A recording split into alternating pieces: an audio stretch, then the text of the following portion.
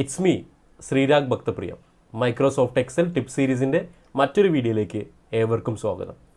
നമ്മൾ ഇന്നത്തെ ക്ലാസ്സിൽ ഡിസ്കസ് ചെയ്യുന്നത് എക്സലിലെ ഡാറ്റ ടാബിലെ ഡാറ്റ വാലിഡേഷനിലെ ഡ്രോപ്പ് ഡൗൺ ലിസ്റ്റ് എന്ന് പറയുന്ന ഫീച്ചറിനെ പറ്റിയാണ്. നമുക്ക് എക്സലിൽ ഒരു ഡാറ്റ കൊടുത്തിട്ടുണ്ട്. ആ ഡാറ്റയ്ക്ക് എഗനിസ്റ്റ് ആയിട്ട് നമുക്ക് മറ്റൊരു ഡാറ്റ ടൈപ്പ് ചെയ്യണം. അപ്പോൾ അത് മാനുവലായിട്ട് ടൈപ്പ് ചെയ്യുന്നതിന് പകരം നമുക്ക് എന്ത് ചെയ്യാൻ പറ്റും, ഒരു ഡ്രോപ്പ് ഡൗൺ ലിസ്റ്റ് കൊടുത്തിട്ട് ഈസി ആയിട്ട് നമുക്ക് ഡാറ്റ എൻട്രി ചെയ്യാൻ പറ്റും. അതെങ്ങനെയാണ് നമുക്ക് ചെയ്യുന്നത് നോക്കാം. അപ്പോൾ നമുക്ക് എങ്ങനെയാണ് ഡാറ്റ ടാബിൽ ഡാറ്റ വാലിഡേഷനിൽ ഡ്രോപ്പ് ഡൗൺ ലിസ്റ്റ് എന്ന് പറയുന്ന ഫീച്ചർ അപ്ലൈ ചെയ്യുന്നത് നമുക്ക് നോക്കാം. ഇവിടെ കുറച്ച് സ്റ്റുഡൻസിൻ്റെ നെയിം കൊടുത്തിട്ടുണ്ട്. അവരുടെ ക്വാളിഫിക്കേഷൻ, ആ സ്റ്റുഡൻസിന് എഗനിസ്റ്റ് ആയിട്ട് വരുന്ന ക്വാളിഫിക്കേഷൻസ് നമുക്ക് മാനുവലായിട്ട് ടൈപ്പ് ചെയ്യുന്നതിന് പകരം ഈ ക്വാളിഫിക്കേഷൻ എന്ന് പറയുന്ന ഈ ഒരു റേഞ്ചിൽ നമുക്ക് എന്ത് ചെയ്യണം, ഒരു ഡ്രോപ്പ് ഡൗൺ ലിസ്റ്റ് ക്രിയേറ്റ് ചെയ്യണം.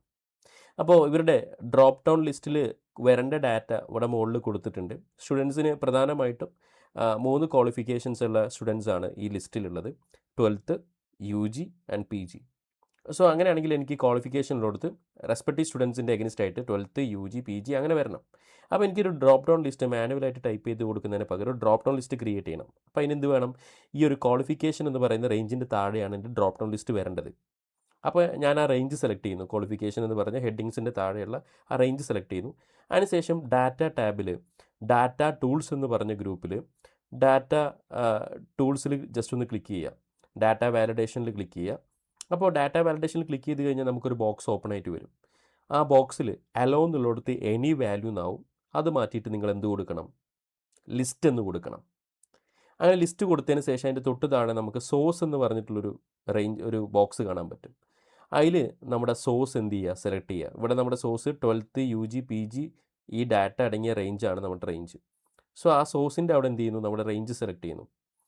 ഈ K1 തൊട്ട് M1 വരെയുള്ള റേഞ്ച് സെലക്ട് ചെയ്യുന്നു. അതിനുശേഷം ഈ നമ്മൾ ആ ബോക്സിൽ താഴെ ഓക്കെ എന്ന് പറയുന്ന ബട്ടൺ ഉണ്ടാവും. അവിടെ ജസ്റ്റ് പ്രസ് ചെയ്യുക. ഇപ്പോൾ നമ്മുടെ ആ സ്റ്റുഡൻസിൻ്റെ റെസ്പെക്റ്റീവ് ക്വാളിഫിക്കേഷൻ എന്ന് പറഞ്ഞ കോളത്തിൽ ഓരോ എന്ത് വന്നിട്ടുണ്ടാവും, ഡ്രോപ്പ് ഡൗൺ ലിസ്റ്റ് പോപ്പുലേറ്റ് ചെയ്ത് വന്നിട്ടുണ്ടാവും. ഇനി നമ്മുടെ ജോലി എന്തേ ഉള്ളൂ, ആ റെസ്പെക്റ്റീവ് സ്റ്റുഡൻസിൻ്റെ ക്വാളിഫിക്കേഷൻ ഇവിടെ ഫില്ല് ചെയ്ത് കൊടുക്കുക മാത്രമേ നമ്മുടെ ജോലി വരുന്നുള്ളൂ. സോ ഇങ്ങനെ നമുക്ക് എന്ത് ചെയ്യാൻ പറ്റും, നമ്മുടെ വർക്ക് കുറച്ചും കൂടി സ്പീഡാക്കാൻ പറ്റും ഡാറ്റ വാലിഡേഷനിൽ ഡ്രോപ്പ് ഡൗൺ ലിസ്റ്റ് എന്ന് പറയുന്ന ഫീച്ചർ ഉപയോഗിച്ചിട്ട്. സോ ഇത്തരത്തിലുള്ള ഇൻഫോർമേറ്റീവ് വീഡിയോകൾക്ക് വേണ്ടിയിട്ട് ഫോളോ ചെയ്യൂ. Thank you so much. Keep watching.